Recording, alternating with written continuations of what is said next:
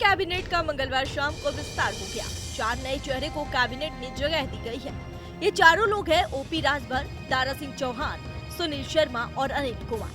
OP Rajbhar एक ऐसा चेहरा है जिन्हें मंत्री बनाकर बीजेपी को सिर्फ यूपी में नहीं बल्कि कई राज्यों में चुनाव में फायदा हो सकता है।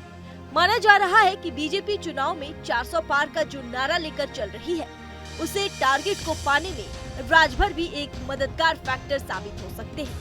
दरअसल ओपी राजभर बड़ा ओबीसी चेहरा है। बिहार में जब ओबीसी मतगणना हुई तो इस मुद्दे पर बेशक बीजेपी ने कदम पीछे खींचे थे, लेकिन अब उन्हीं ओबीसी मतदाताओं को साधने में ओपी राजभर मददगार साबित हो सकते हैं। यूपी के अलावा बिहार, मध्य प्रदेश सहित कई राज्यों में ओबीसी मतदाता बड़ी संख्या में है और ऐसे में ओपी राजभर को मंत्री बनाकर बीजेपी ने बड़ा दांव चला है। ओपी राजभर का पूरा नाम ओम प्रकाश राजभर है। उनकी पूरी राजनीति देखें तो उन्होंने राजनीतिक जीवन की शुरुआत 1981 में बसपा से की थी। तब बसपा का नेतृत्व कांशीराम के हाथ में था। बाद में मायावती बसपा की सुप्रीमो बन गई। 2001 में उनसे खटपट के बाद बसपा छोड़कर अपनी पार्टी सुहेलदेव भारतीय समाज पार्टी यानी सुभासपा बनाई थी। 2004 से ये बिना किसी पार्टी से गठबंधन किए चुनाव लड़ते थे। राजभर के प्रत्याशी जीतते बेशक नहीं थे, लेकिन इतना वोट प्रतिशत जरूर था कि दूसरे का खेल बिगाड़ देते थे।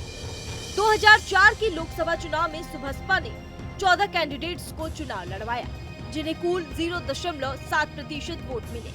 हालांकि जीत किसी को नहीं मिली। इसी तरह 2005 के बिहार विधानसभा चुनाव, 2007 के उत्तर प्रदेश विधानसभा चुनाव, 2009 के लोकसभा चुनाव, 2010 के विधानसभा चुनाव, 2012 के उत्तर प्रदेश विधानसभा चुनाव, 2014 के लोकसभा चुनाव में प्रत्याशी उतारे। किसी भी चुनाव में कोई प्रत्याशी नहीं जीता, लेकिन लगातार चुनाव लड़ने से ओपी राजभर की मतदाताओं के बीच एक पहचान बनने लगी और एक सुनिश्चित वोट बैंक बन गया।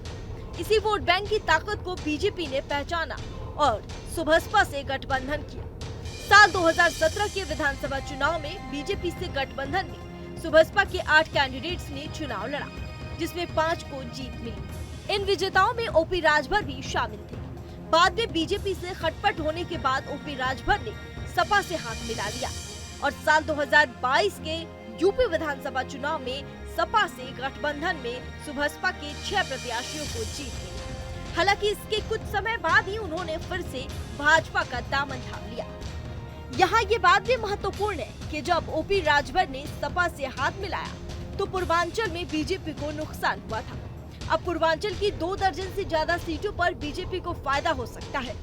साथ ही अन्य राज्यों के ओबीसी मतदाताओं को भी पॉजिटिव संदेश जाएगा और इस तरह बीजेपी ने ओपी राजभर को मंत्री बनाकर चुनाव के हिसाब से बड़ा दांव चला है।